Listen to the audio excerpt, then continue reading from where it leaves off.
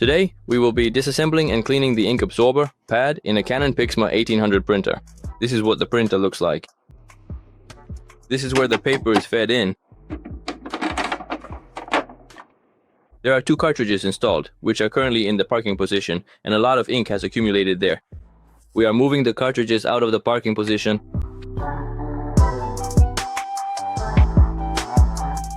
If you look at the parking area, you can see that there is a whole puddle of ink here. This means the ink absorber is already full and needs to be cleaned. The ink absorber counter hasn't triggered yet.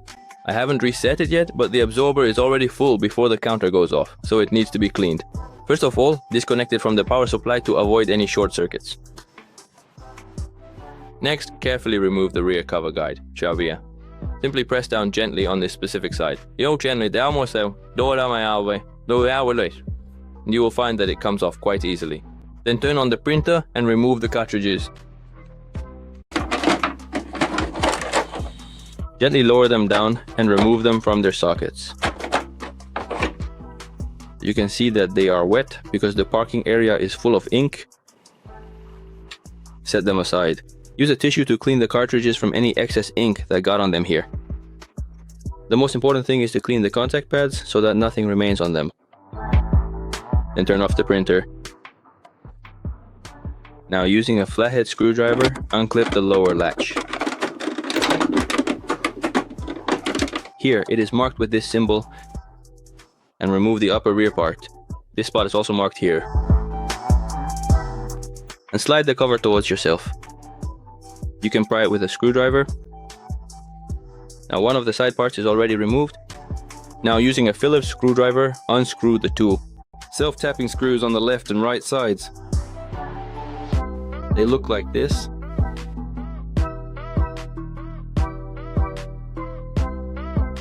Now, using a flathead screwdriver, we release the latches located at the back. 1, 2, 3, 4. First, the ones on the edges. Gently pry them up and push them inward. So you just need to press.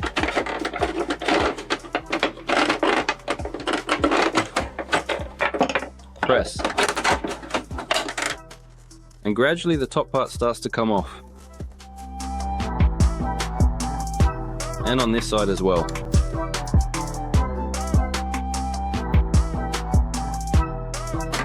On the top and bottom.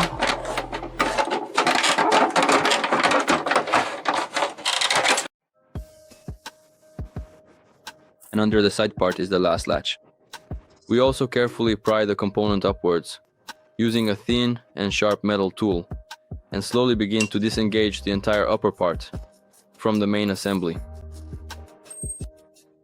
Now we remove the paper feed tray. Gently pry the axle with a flathead screwdriver, slowly disengage it from the slot, and then repeat this exact same process on the right side, being very careful not to break anything to ensure the components remain intact. And take it out. Then unscrew the paper sensor screw and disconnect the paper sensor. Gently release the latches, bend the plastic back, being careful not to break anything. Carefully peel back the tape, gently release the ribbon cable, and then position it safely out of the way. Now unscrew the screw on the left that secures the control board, and the self-tapping screw on the right side. First, firmly press down on the stopper spring located on the right side, and then carefully remove the plastic stopper from its position by moving it to the right. Unscrew this screw and remove the paper feed encoder sensor. Now disconnect the carriage cables. Here they are. Just gently pull these components towards you and they should come right out. Next, carefully unscrew the mounting board that secures the control board frame in place. And once the screws are removed, you can lift the control board from its current position. Now, proceed to disconnect all of the individual wires coming from the motor, and then carefully place the control board in a safe location nearby. Unscrew the left part of the frame, 1 screw at the bottom and 3 on the side. Now proceed to carefully unscrew the right-hand side of the external frame structure, while also simultaneously removing the single screw located at the very bottom, and all of the remaining ones found along the side.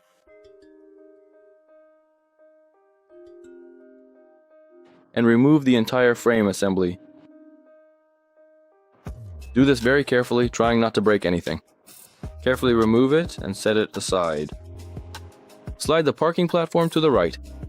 Carefully and gently apply pressure, and slowly begin to pry upward on the plastic part that holds the component securely in place. Then carefully slide the entire piece over to the side, and remove it from its connector. Carefully remove the spring, and carefully disconnect every single one of the tubes that are currently connected right here. Remove it completely to the side. Now we need to remove the reducer block. To do this, unscrew the 3 screws located at the bottom, 2 together and 1 at the top. And remove the reducer block. And underneath it is our pad. One side of it is clean, but this side has already gotten dirty, so it can be washed. You also need to wash the entire platform located here. There are matches lying around which could potentially interfere with the printer's operation in the future. Thoroughly rinse the parking platform and the dirty part of the pad with warm water. You can see that a lot of ink residue has accumulated, and there are visible pieces that so much ink comes out of here that it needs to be washed. You can use an old toothbrush for cleaning.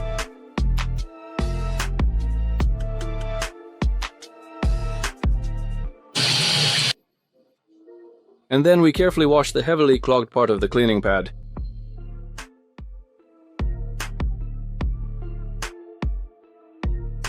After washing, place the pad on a radiator and wait until it is completely dry. While you're at it, you can also clean the entire bottom of the printer, which is covered in ink.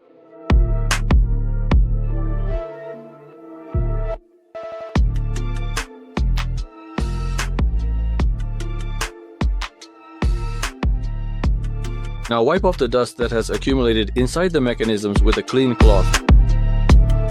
And now, using a hairdryer, thoroughly dry everything. After the printer and the waste ink pad are completely dry, reassemble everything in reverse order. Install the gear unit back in place and secure it with 3 self-tapping screws.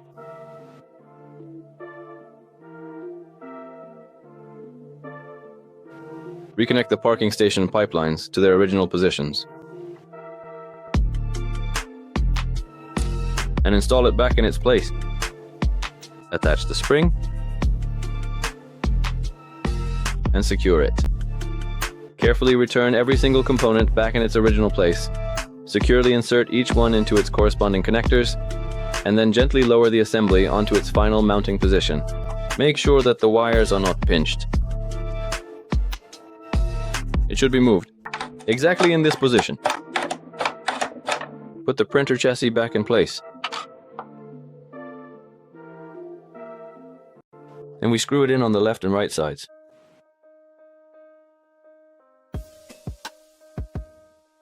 At the top right, the frame is fastened with a large self-tapping screw. And on the left side as well. All the screws are identical, so it's impossible to mix them up. We install the frame springs back in place. To do this properly, carefully insert the small spring into the designated hole, and then secure it firmly with the latch mechanism. Carefully connect the individual motor contacts to the main electronic control board to ensure a secure link. Here you can see that the brown wire goes into the brown connector. You can't mix them up here. White goes into white. And now we carefully finish by plugging in the very last connector in its place. And we proceed to install the control board back into its original designated position, very carefully lowering it down. We secure the ribbon cable and carriage to the control board. Carefully slide the component all the way in, ensuring it remains perfectly level, and firmly fasten the control board to the printer body, OK. Then, install one screw into the front section,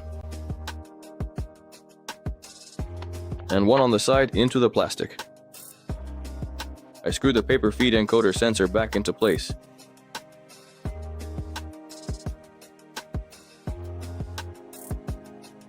Put the bracket stopper back in place, pressing it in with the spring. Screw in the frame mounting screw to attach the board to the chassis. And we secure the bracket of the paper feed roller shaft with a screw. We tape the paper feed sensor cable under the adhesive tape and install the paper feed sensor in place. After that, we install the gear sensor in place.